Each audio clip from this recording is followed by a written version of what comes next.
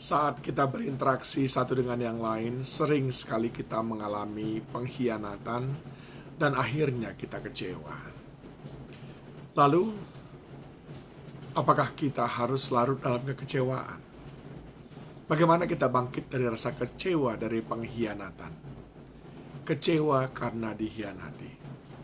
Itulah yang ingin saya sampaikan pada hari ini kepada saudara. Dan saya mau mengajak saudara belajar dari Paulus. Dalam 2 Timotius 4 ayat yang ke-9 dan 10. Berusahalah supaya segera datang kepadaku, karena Demas telah mencintai dunia ini dan meninggalkan aku. Ia telah berangkat ke Tesalonika, Kreskes telah pergi ke Galatia, dan Titus ke Dalmatia. Di sini ada seorang bernama Demas, yang tadinya adalah orang yang mendampingi Paulus, tapi sekarang berkhianat, meninggalkan Paulus, saudaraku. Lalu apa yang dilakukan oleh Paulus, saudara?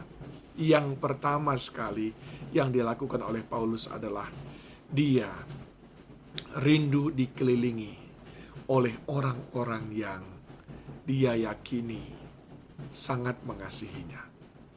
Yaitu salah satunya adalah Timotius. Itu sebabnya dia berkata, berusahalah supaya segera datang kepadaku. Paulus tidak ingin berlama-lama mengingat Demas, tapi dia ingin segera berkumpul bersama Timotius.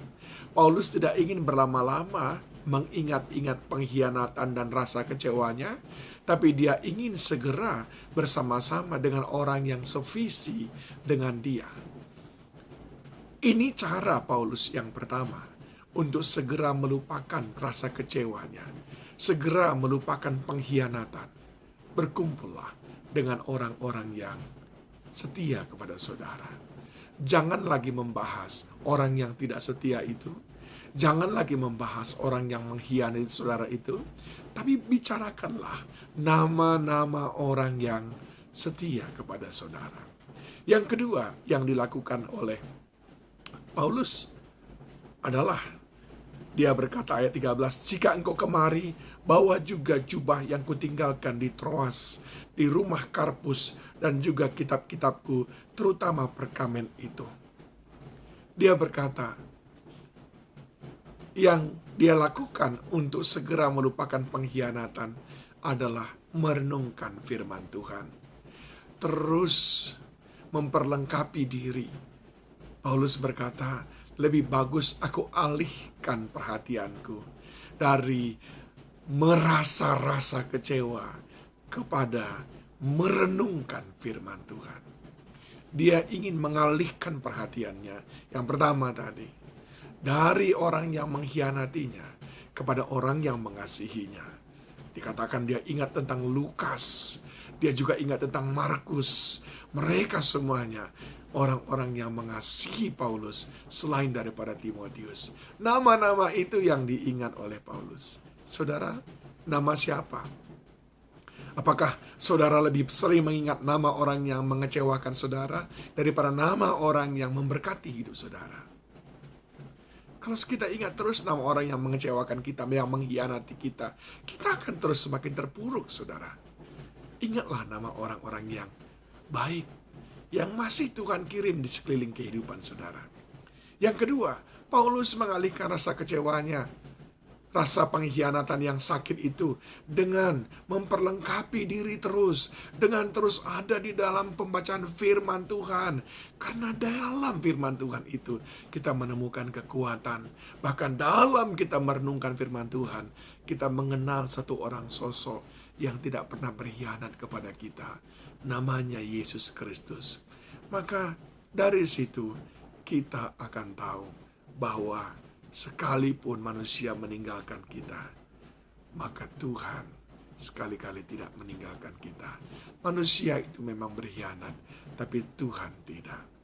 Dan yang ketiga, saudaraku, ayat 17, tetapi Tuhan telah mendampingi aku dan menguatkan aku, supaya dengan perantaraanku Injil diberitakan dengan sepenuhnya, dan semua orang bukan Yahudi mendengarkannya. Dengan demikian aku lepas dari mulut singa.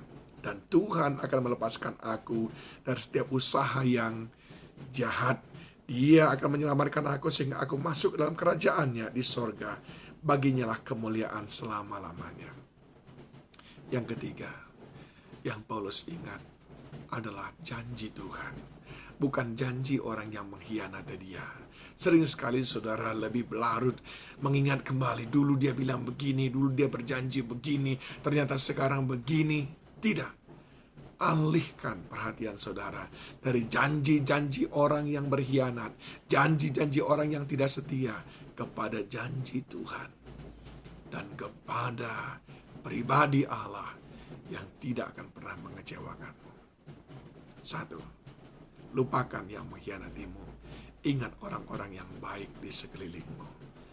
2. Lupakan kejahatan orang itu, tapi perlengkapi dirimu dengan firman Allah. Dan yang ketiga, lupakan janji-janji orang itu, tapi ingat janji Tuhan. Tuhan Yesus menolong saudara.